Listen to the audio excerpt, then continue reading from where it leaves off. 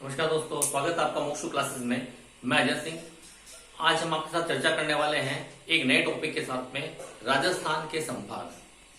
देखिएगा, राजस्थान जो है हमारा राज्य, राजस्थान में कुल 7 संभाग वर्तमान में है। राजस्थान में संभाग की व्यवस्था की गई है। जिस प्रकार से देश को राज्यों में बांटा जाता है, राज्यों को जिलों में बांटा जाता है, जिससे कि सुशासन चल सके, शासन व्यवस्था जो है, प्रबंधन जो है वो सुचारू ढंग से चल सके। इसीलिए राजस्थान को भी जिलों के साथ साथ उससे पहले संभागों में बांटा गया है। तो राजस्थान के कुल जिले जो है 33 है, उनको 7 संभागों में बांटा गया है। देखिएगा, सबसे पहले संभागीय व्यवस्था जो है उसकी शुरुआत हुई थी 1949 में। 1949 में हीरालाल शास्त्री की सरकार थी, तो शास्त्री सरकार के द्वारा इस व्यवस्था को लागू किया गया था। उसके बाद में मोहनलाल सुखाड़िया की सरकार ने इसको 1962 में, अप्रैल 1962 में सुखाड़िया सरकार ने इस व्यवस्था को, संभागीय व्यवस्था को समाप्त कर दिया। ये 2 आंकड़े आपके सामने। सबसे पहले शास्त्री सरकार ने 1949 में संभागीय व्यवस्था शुरू की थी। उसके बाद 1962 में सुखाड़िया सरकार ने, मोहनलाल सुखाड़िया की सरकार ने इस व्यवस्था को हटा दिया था। कौन सी व्यवस्था को बात करें हम? संभाग की व्यवस्था को। उसके बाद में 1987 में राजस्थान में फिर से हरिदेव जोशी की सरकार ने इसको संभागीय व्यवस्था को फिर से लागू किया। तो ये 3 महत्वपूर्ण आंकड़े आपके सामने हैं। तीनों प्रश्न बन रहे हैं आपके सामने कि सबसे पहले राजस्थान में संभागीय व्यवस्था की शुरुआत कब हुई? तो 1949 में। किसने किया था? हीरालाल शास्त्री की सरकार ने करवाया था। उसके बाद दूसरा क्वेश्चन बनता है कि कब ऐसा हुआ कि राजस्थान में आपके संभागीय व्यवस्था को एक बार बंद कर दिया गया? तो 1962 की बात है, महीना अप्रैल का है। अप्रैल महीने में 1962 में सुखाड़िया सरकार ने, मोहनलाल सुखाड़िया जी की सरकार ने इसको बंद कर दिया था। उसके बाद में हरिदेव जोशी की सरकार बनी और 1987 में संभागीय व्यवस्था को दोबारा लागू कर दिया गया था। तो इस तरह से आप समझेंगे इसको कि संभाग की जरूरत क्यों पड़ी। तो संभाग की जरूरत हमारे राज्य में सुशासन के लिए पड़ी। जिस प्रकार के देश को राज्यों में बांटा जाता है ना, शक्ति को विकेंद्रीकरण कर दिया जाता है, उसी प्रकार से हमारे राज्य को भी जिलों में बांटा गया। लेकिन जिलों से पहले उसको संभाग में बांटा गया है। शुरुआत में 5 संभाग थे, बाद में 2 संभाग और जोड़ दिए गए थे। और सबसे नवीनतम संभाग जो है वो हमारा भरतपुर संभाग है। भरतपुर संभाग जो है वो सबसे नवीनतम संभाग है। तो ये तो हुई शुरुआती बातें। अब देखिए कौन कौन से संभाग है। तो राजस्थान में 7 संभाग है। ये सारे में पहले से लिख दिए हैं। ये सब क्षेत्रफल के घटते क्रम में लिखे गए हैं, बढ़ते क्रम से घटते क्रम में। तो सबसे पहले बात करते हैं जोधपुर की। जोधपुर हमारे राज्य का सबसे बड़ा संभाग है। दूसरा संभाग जो है वो है बीकानेर, फिर है अजमेर, फिर है उदयपुर, फिर है जयपुर, फिर कोटा और फिर भरतपुर। अब इसमें बात की जाए सबसे बड़े संभाग की, तो ध्यान रखिएगा कि जोधपुर जो है सबसे बड़ा संभाग है। दूसरे क्रम का जो संभाग सबसे बड़ा है वो बीकानेर है। सबसे छोटे की बात की जाए तो भरतपुर संभाग सबसे छोटा है, और भरतपुर से सेकंड जो लास्ट है वो भरतपुर से बड़ा संभाग कोटा है। तो इस प्रकार से आप इनकी गणना कीजिए, याद कर लीजिएगा इनको। जोधपुर, बीकानेर, अजमेर, उदयपुर, जयपुर, कोटा, भरतपुर, इस तरह से आपको याद करना है। कुछ आंकड़े मैंने ये लिख दिए, इसको आप याद कर लीजिएगा, स्क्रीनशॉट ले लीजिएगा। अब आगे हम संभाग वाइज बात करते हैं, प्रत्येक संभाग की उसकी विशेषता के साथ बात करते हैं। तो है सबसे पहला संभाग जो है वो हमारा है जोधपुर संभाग। जोधपुर संभाग देखिएगा, जोधपुर संभाग जो है ये सबसे बड़ा संभाग है और इसमें कुल 6 जिले हैं। कुल जिलों की संख्या कितने हैं? तो 6 जिले जोधपुर संभाग में हैं। अब बात करते हैं इसकी क्षेत्रफल की। क्षेत्रफल की दृष्टि से देखें तो ये सबसे बड़ा है और 1,17,801 स्क्वायर मीटर, वर्ग किलोमीटर मान लीजिएगा। 1,17,801 वर्ग किलोमीटर इसका क्षेत्रफल है। किसकी बात कर रहे हैं हम? जोधपुर संभाग की बात कर रहे हैं। 6 जिले हैं, क्षेत्रफल कितना है? 1,17,801 वर्ग किलोमीटर। इसको याद रखेंगे आप। इसके बाद देखो और बात करते हैं जोधपुर जिले की। तो जोधपुर जिले में देखो क्या क्या है। जोधपुर जिले में 6 जिले हैं। ऊपर कौन से हैं? देखो, एक तो है खुद जैसलमेर। दूसरे बात करते हैं तो देखिएगा ये जोधपुर बाड़मेर, फिर यहाँ जालौर, सिरोही और जैसलमेर, जोधपुर, जालौर, सिरोही है। मैं नाम लिख देता हूं, यहाँ पे देखिएगा। सबसे पहला जोधपुर जो स्वयं है, दूसरा जिला इसमें है वो है जैसलमेर जो राजस्थान का सबसे बड़ा जिला भी है। उसके बाद हम बात करते हैं जालौर भी इसी में है। उसके बाद देखिएगा बाड़मेर, फिर है पांचवा पाली, और छठा जो जिला है वो इसमें है सिरोही जिला। ये है, ये कुल 6 जिले हो गए। जोधपुर, जैसलमेर, जालौर, बाड़मेर, पाली और सिरोही, ये 6 जिले जो हैं हमारे जोधपुर संभाग के जिले हैं। ठीक है, और इसमें सबसे बड़ा जिला कौन सा है? सबसे बड़ा जिला जैसलमेर है। सबसे छोटे जिले की हम बात करें तो सबसे बड़ा जिला इसमें सिरोही है।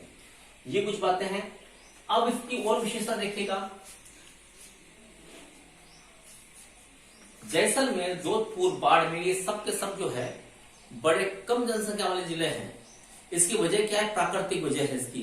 पानी की कमी है, आजीविका के साधन कम है, और इसी वजह से वहां जनसंख्या कम है, कम लोग निवास करते हैं। तो सबसे कम जनसंख्या, सबसे कम जनसंख्या का संभाग जो है वो कौन सा है? तो हमारा जोधपुर संभाग ही है। ये ध्यान रखिएगा। तो जोधपुर संभाग जो सबसे कम जनसंख्या का संभाग हो गया। दूसरी इसकी विशेषता क्या आती है? सबसे कम साक्षरता।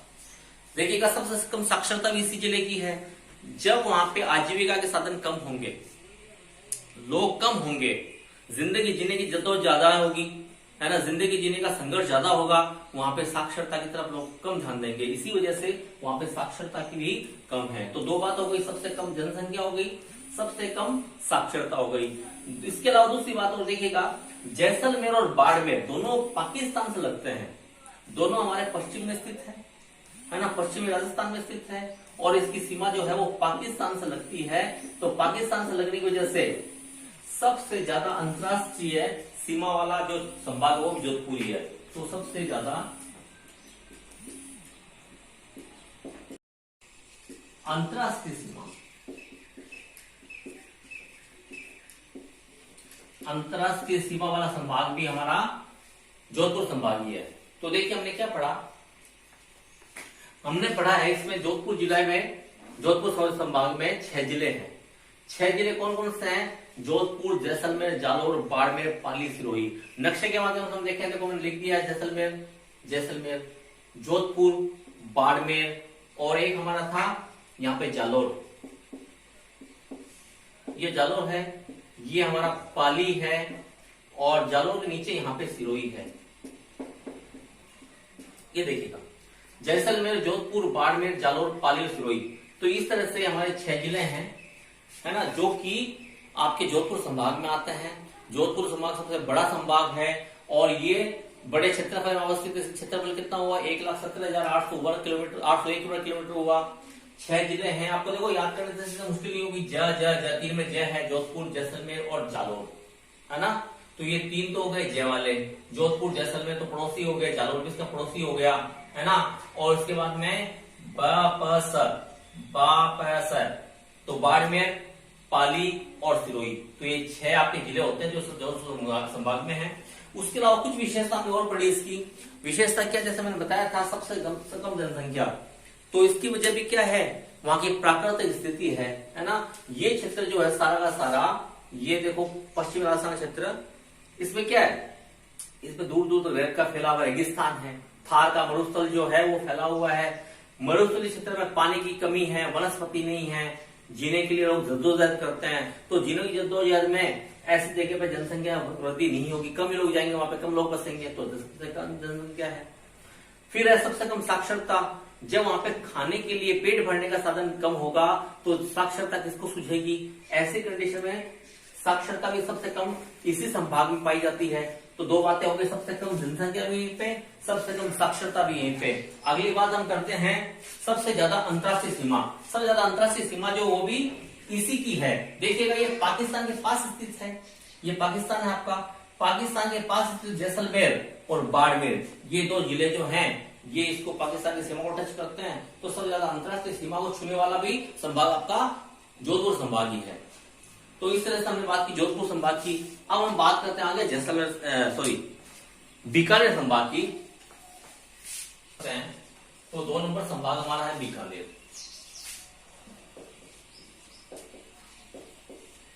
बीकानेर संभाग है, बीकानेर संभाग में भी 4 जिले हैं और वो कौन कौन से हैं? एक तो हमारा जिला है गंगानगर, गंगानगर के पड़ोस में ही है आपका हनुमानगढ़, हनुमानगढ़ जिला हो गया। एक इसमें स्वयं बीकानेर भी है और फिर इसके बाद में एक जिला है इसका चूरू। ये 4 जिले हैं। तो इसमें जिलों की बात करें हम तो 4 जिले हैं और कितने कौन कौन जिले हैं वो? तो एक तो हो गया इसमें गंगानगर जिला हो गया, दूसरा गंगानगर का पड़ोसी जिला ये हनुमानगढ़ जिला है ना, और दोनों ही अपने कृषि कार्यों के लिए प्रसिद्ध भी हैं। उसके बाद में बीकानेर ये हो गया और बीकानेर के बाद में अगले जिले की बात हम करते हैं तो चूरू जिला। ये 4 जिले जो हैं इसमें आते हैं आपके, किसमें? बीकानेर संभाग में आते हैं।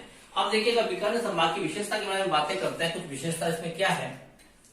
तो ये संभाग भी ऐसा है जो अंतरराष्ट्रीय सीमा को छूता है। देखिएगा ये पाकिस्तान को छूता है ना, जो कि आपके उत्तर पश्चिम में स्थित है। गंगानगर बीकानेर दोनों पाकिस्तान की सीमा को छूते हैं, लेकिन कम सीमा छूते हैं। पाकिस्तान की सीमा को देखो ये भी छूता था जो आपका जैसलमेर और बाड़मेर भी, लेकिन ये सबसे ज्यादा अंतरराष्ट्रीय सीमा बनाते थे। ये कम अंतरराष्ट्रीय सीमा बनाता है।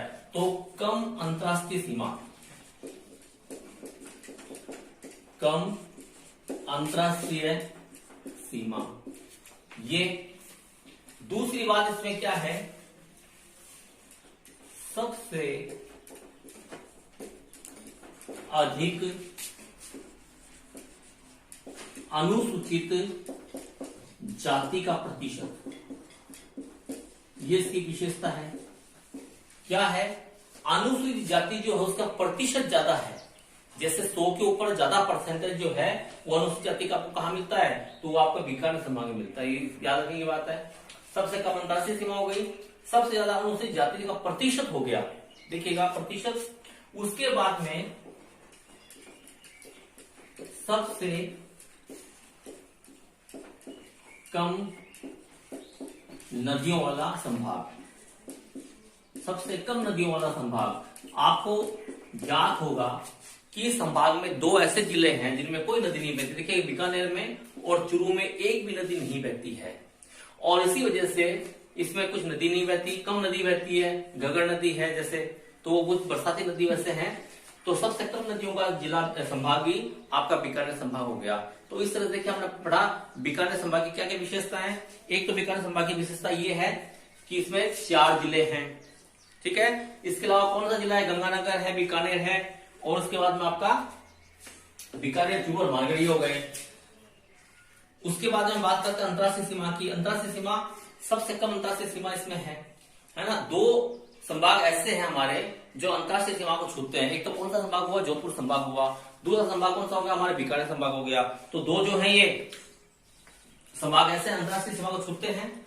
इसके बाद में सबसे अधिक अनुसूचित जाति का प्रतिशत यहाँ पे निवास करता है, सबसे कम नदियां इसमें हैं। बात करें हम इसकी क्या बोलते हैं आपको क्षेत्रफल की, तो 64,708 वर्ग किलोमीटर इसका क्षेत्रफल हुआ। तो इस तरह से बीकानेर संभाग की हमने बातें कर ली। मुख्य बातें इस तरह से हुई। क्या क्या बात हुई? 4 जिले हैं, हनुमानगढ़, गंगानगर, बीकानेर, चूरू। सबसे कम नदियां इसमें बहती हैं। सबसे ज्यादा अनुसूचित जाति का प्रतिशत यहाँ निवास करता है और अंतरराष्ट्रीय सीमा जो है वो कम छूती है, ठीक है। तो इस तरह से हम बीकानेर संभाग के बारे में विशेषता पढ़ चुके हैं। क्षेत्रफल की बात करें तो 64,708 वर्ग किलोमीटर का क्षेत्रफल है, इसका फैलाव है। तो इसके साथ हम आगे बात करते हैं अजमेर। अजमेर संभाग जो है वो तीसरा सबसे बड़ा संभाग है और इसमें इसकी जो क्षेत्रफल की बात करें तो 43,848 वर्ग किलोमीटर जो है इसका क्षेत्रफल हुआ। इसके बाद बात करते हैं अजमेर में कौन कौन से जिले स्थित हैं। तो अजमेर में खुद अजमेर, इसके बाद में नागौर, एक आपका टोंक और एक आपका भीलवाड़ा। ये 4 जिले जो है वो आपके अजमेर संभाग में है। ठीक है ना। क्या क्या बातें पढ़ लिया उसके कि इसके 43,848 वर्ग किलोमीटर तो इसका क्षेत्रफल हो गया। 4 इसमें जिले हो गए। 4 जिले कौन कौन से हैं? अजमेर हो गया, नागौर हो गया, टोंक हो गया, भीलवाड़ा हो गया। 4 जिले हैं। अब बात करते हैं, देखिए अजमेर जो है उसको राजस्थान का हृदय भी कहा जाता है और इसी वजह से अजमेर की स्थिति कहाँ होगी? बीच में हो गई है ना। तो ये मध्यवर्ती जिला हो गया, मध्यवर्ती संभाग हो सॉरी, राजस्थान का मध्यवर्ती संभाग। इसकी एक विशेषता ये हो गई। दूसरी विशेषता इसकी ये है कि ये सबसे कम अंतरराज्यीय सीमा बनाता है। अंतरराज्यीय सीमा सबसे कम है इसकी, ये इसकी विशेषता हो गई। क्या क्या विशेषता हो गई? मध्यवर्ती संभाग है, राजस्थान के मध्य में स्थित है, सबसे कम अंतरराज्यीय सीमा इसकी है। ठीक है ना। 4 इसमें जिले हैं और इसका क्षेत्रफल होता है 43,848 किलोमीटर वर्ग किलोमीटर। तो इस तरह से हमने अजमेर पढ़ लिया। अब हम बात करते हैं आगे उदयपुर संभाग की। देखिएगा अभी तक हमने 4 संभाग पढ़ लिए, बीकानेर, जोधपुर और आपका अजमेर। 3 संभाग पढ़ लिए। अजमेर की विशेषता और भी है, अजमेर संभाग जो मध्य में स्थित है, इसकी वजह से जितने भी बाकी के 6 संभाग सबको इसकी समझ टच करती है। ये भी ध्यान रखिएगा कि सभी संभागों से छूने वाला संभाग कौन सा? राजस्थान का तो अजमेर संभाग ही हुआ है ना, जिसमें अजमेर, नागौर, भीलवाड़ा और टोंक ये आपके 4 इसमें जिले हैं। ठीक है ना। सबके मध्य में भी है, सबसे कम अंतरराज्यीय सीमा बनाता है और इसके अलावा क्या हो गया कि अब अंतरराज्यीय सीमा बनाने के साथ में क्या करता है? सभी 6 संभागों से इसकी सीमाएं जो है वो टच करती छूती हैं। अब बात करते हैं उदयपुर संभाग की। उदयपुर संभाग, इसमें 6 जिले हैं। ठीक है। 6 जिले कौन कौन से हैं? तो देखिएगा स्वयं उदयपुर, दूसरा है राजसमंद, तीसरा है हमारा चित्तौड़गढ़, उसके बाद है प्रतापगढ़, फिर है डूंगरपुर और अंत में है बांसवाड़ा। ये सारे के सारे 6 जिले हैं। 1 2 3 4 5 6 6 जिले हो गए। या तो उदयपुर संभाग में स्थित है। ठीक है ना।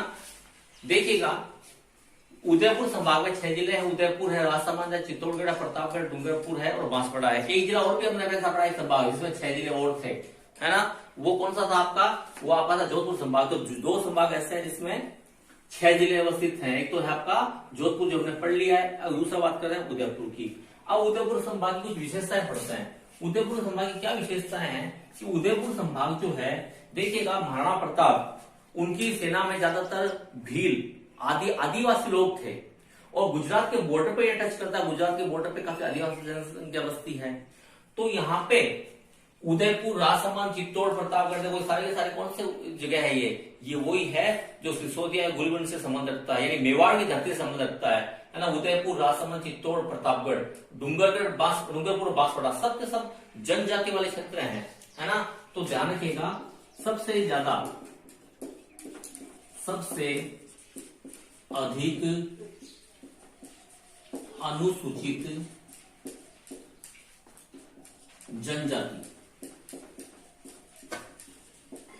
वाला संभाग, सबसे ज्यादा अनुसूचित जनजाति वाला संभाग, जितने भी आदिवासी लोग हैं ज्यादा यहाँ बसते हैं, इसलिए सबसे ज्यादा अनुसूचित जनजाति इसी संभाग में बसती है। कौन सा संभाग है? वो आपका उदयपुर संभाग है। 6 जिले हैं इसमें उदयपुर में, उदयपुर, राजसमंद, चित्तौड़गढ़, प्रतापगढ़, डूंगरपुर, बांसवाड़ा।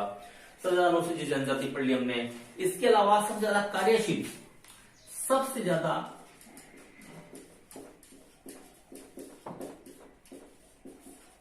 कार्यशील जनसंख्या जो है वो यही निवास करती है।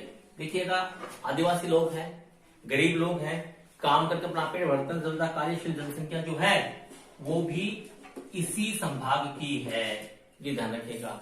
दूसरा यहाँ का सर्वाधिक लिंगानुपात, सर्वाधिक लिंगानुपात। दुनिया आधुनिक हो गई है, बच्चे के जन्म लेने से पहले उसके लिंग का पता कर लिया जाता है, लड़की हो तो उसको मरवा दिया जाता है। लेकिन ये गंदगी जो है, ये बुरी बात जो है, ये जो गैर चलन बात है, ये यहाँ पे नहीं पाई जाती है। इसीलिए यहाँ पे सर्वाधिक लिंगानुपात भी पाया जाता है ना। मतलब लड़कियों का प्रतिशत जो है वो लड़कों का प्रतिशत लगभग बराबर है, ज्यादा लिंगानुपात यहीं पे है। इसके बाद में बात करते हैं हम आगे अगले संभाग की। तो इससे हमने पढ़ा उदयपुर के बारे में कि उदयपुर में क्या है, उदयपुर सबसे ज्यादा अनुसूचित जनजाति वाला क्षेत्र भी है, लिंगानुपात भी ज्यादा है, यानी लड़कियों की संख्या जो वहां पे कम नहीं है लड़कों से, है ना, आपको ये ध्यान रखना है। उसके बाद अब बात करते हैं आगे जयपुर की। अगला जो हमारा संभाग है वो है जयपुर संभाग। और जयपुर संभाग जो है इसमें 5 जिले हैं। एक बात और है, ये भी आ सकता है अकेला ऐसा जिला कौन सा जिसमें अकेला ऐसा संभाग कौन सा जिसमें 5 जिले हैं, तो देखिएगा वो जयपुर ही है। जयपुर एकमात्र ऐसा संभाग है जिसमें 5 जिले हैं। और जिले कौन कौन से हैं, तो बात करते हैं तो स्वयं जयपुर, जो कि हमारा राजस्थान की राजधानी क्षेत्र भी राजधानी जयपुर है। इसके अलावा इसका टच करने वाला सीकर, एक शेखावाटी का झुंझुनू, सीकर जयपुर हो गए। इसके अलावा जयपुर का सबसे छोटा जिला जो दौसा, वो भी इसी में है। और एक है राष्ट्रीय राजधानी क्षेत्र में एनसीआर में पड़ने वाला जिला अलवर। तो इस तरह से इसकी विशेषता देखिए क्या क्या है जयपुर जिले की। जयपुर संभाग में 5 जिले हैं। एकमात्र ऐसा संभाग है जिसमें 5 जिले अवस्थित है। कौन सा है, जयपुर है। कि कौन कौन जिले हैं, वो जयपुर स्वयं है।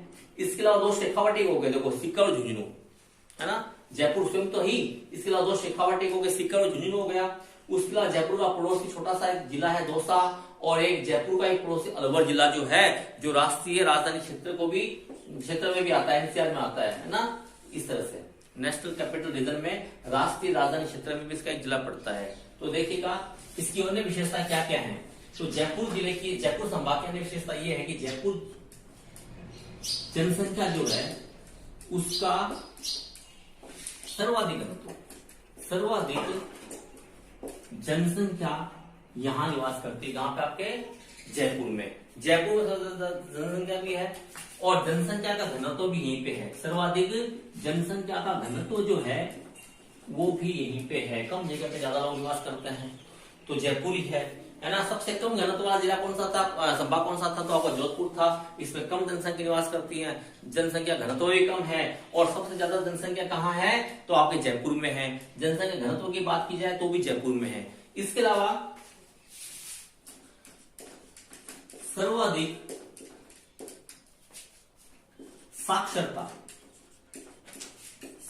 साक्षरता का प्रतिशत भी है, वो यहीं पे है। और हमारे 2011 की जनगणना के बाद में जो प्रतिशत निकाला गया है वो है हमारा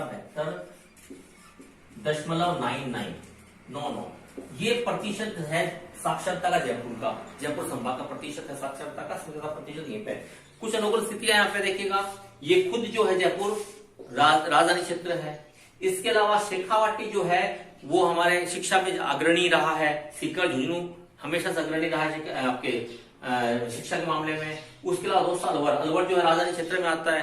तो काफी यहाँ पे घनत्व है। लोग बाग गांव से आकर जयपुर में जाते हैं, काम करने जाते हैं अलवर वगैरह क्षेत्रों में, है ना। तो बच्चों को पढ़ाते हैं। तो साक्षरता दर भी सबसे ज्यादा यहीं पे है। और साक्षरता का प्रतिशत कितना है, 72.99% है। इसके अलावा एक विशेषता इसकी और भी है कि सबसे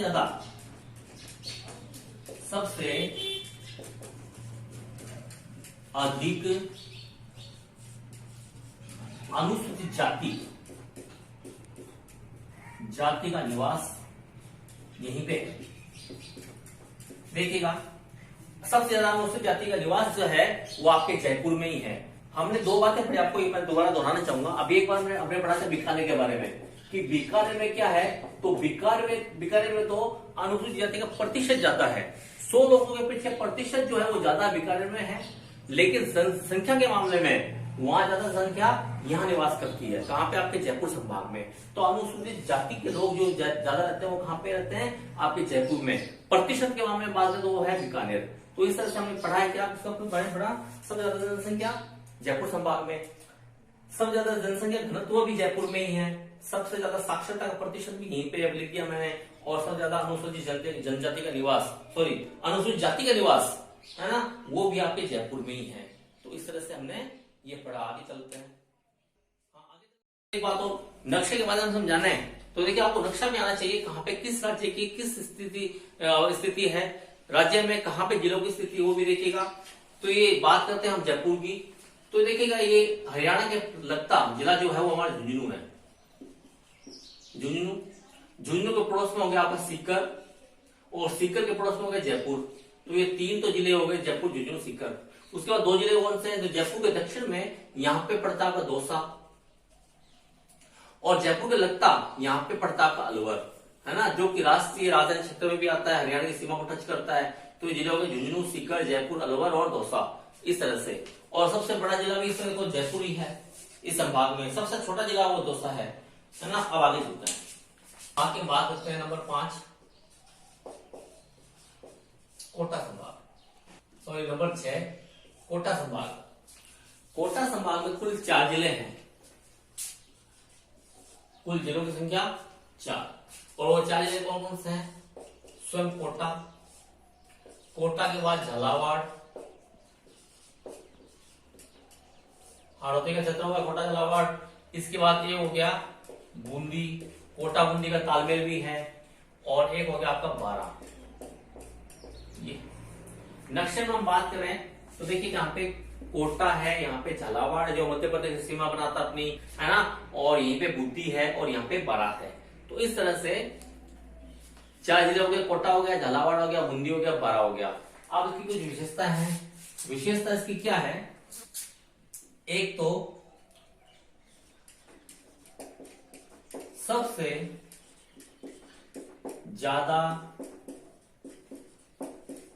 नदियों वाला संभाग, कोटा संभाग जो है उसमें सबसे ज्यादा नदियां हैं, और इस प्रकार से ये सबसे ज्यादा नदियों वाला संभाग बन गया। दूसरी इसकी विशेषता एक और है, और वो विशेषता इसकी क्या है? सबसे कम जनसंख्या, सबसे कम जनसंख्या जो है वो आपके कोटा संभाग में ही पाई जाती है। तो इस तरह से देखिएगा, हमने बताया आपको कि कोटा जो है उसकी अवस्थिति कहाँ पे है, तो उसकी अवस्थिति की बात करते हैं तो हमारा पूर्व में है, और पूर्व के भी इधर है ना, इस तरफ, तो दक्षिण पूर्व में इसकी स्थिति है। और 4 जिले कौन कौन से हो गए? तो आपका कोटा हो गया, और एक आपका बूंदी हो गया, एक आपका झालावाड़ हो गया जो कि सीमा बनाता है किसके साथ में? आपके मध्य प्रदेश के साथ में, और एक हो गया बारा। तो इस तरह से 4 इसमें ये जिले हो गए। सबसे नदियों वाला संभाग भी यही है, सबसे नदियां कोटा संभाग में रहती है, आर्द्रता की यहीं पे ज्यादा उपस्थिति पाई जाती है, और सबसे कम जनसंख्या भी यहाँ पे निवास करती है। तो हमने कोटा की बात की। अब एक हमारा बच गया आपका भरतपुर संभाग, तो चलिए उसकी बात करते हैं। अब बात करते हैं सबसे अंतिम संभाग की, नंबर 7, और वो आपका संभाग है भरतपुर। भरतपुर संभाग जो देखिएगा ये राजस्थान के पूर्व में स्थित है, राजस्थान के पूर्व में स्थित है भरतपुर, धौलपुर, इस तरह से। तो भरतपुर संभाग में 4 जिले पड़ते हैं, और 4 जिले कौन कौन से हैं? तो वो स्वयं भरतपुर संभाग का भरतपुर जिला है। दूसरा जो इसमें पड़ता है भरतपुर, धौलपुर। देखिएगा इसकी दोनों की सीमा जो टच करती है किससे? उत्तर प्रदेश से, है ना। हम पिछले वीडियो में इसकी चर्चा की थी, भरतपुर और धौलपुर दोनों पड़ोसी किसके हैं? आपके उत्तर प्रदेश के साथ में सीमा बनाते हैं। और इसके बाद में एक है आपका सवाई माधोपुर, और एक हो गया आपका करौली। ठीक है, तो ये 4 जिले हो गए, सवाई माधोपुर, करौली और भरतपुर, धौलपुर। तो ये पड़ोसी हो गए। इसके बाद में एक बात और देखिएगा, ये सबसे अंत में बनने वाला जिला है, संभाग, सॉरी, सबसे अंत में बनने वाला संभाग कौन सा है? तो यही है। और इस कब बना था ये? तो ये बना था 4 जून 2005। ये इसकी दिनांक हो गई, तारीख हो गई कि भरतपुर संभाग कब बना? तो ये 4 जून 2005 को बना था। और इसमें कौन कौन से जिले अवस्थित हैं? तो भरतपुर है, धौलपुर है, सवाई माधोपुर और करौली, ये 4 जिले हो गए। इसके बाद में हम बात करते हैं इसमें 4 जिले कहां कहां से लिए गए थे? तो जयपुर से इसमें 2 लिए गए थे। देखिएगा ये भरतपुर और धौलपुर, ये दोनों जयपुर से लिए गए थे। पूर्व में जयपुर संभाग में स्थित थे, और बाद में इसको इससे तोड़ के भरतपुर, धौलपुर लिया गया। और सवाई माधोपुर और करौली जो है ये कोटा संभाग से लिए गए थे, है ना। तो ये भी क्वेश्चन आ सकता है कि कोटा संभाग से कितने जिले लिए गए थे, 2 जिले लिए गए थे। कौन कौन से लिए गए थे, सवाईमाधोपुर और करौली के लिए। किसके लिए लिए गए थे, तो भरतपुर संभाग की स्थापना के लिए किए गए थे। ऐसे जयपुर से लिए जाने वाले कौन कौन से जिले हैं, तो भरतपुर धौलपुर 2 हैं जो जयपुर संभाग में अवस्थित थे पहले, और उसके बाद में भरतपुर संभाग बनने के बाद में भरतपुर में शामिल कर लिया गया था। अगली बात आती है कब हुआ ऐसा, तो 4 जून 2005 इसकी तारीख होती है। तो इस तरह से उसके बाद देखिएगा सबसे कम क्षेत्रफल इसी का है, इसी जिले संभाग का क्षेत्रफल जो है सबसे कम है, सबसे कम क्षेत्रफल, सबसे छोटा है, सबसे अंत में सबसे छोटा है। और इसके बाद में एक इसकी विशेषता और है कि इसमें न्यूनतम लिंगानुपात पाया जाता है, न्यूनतम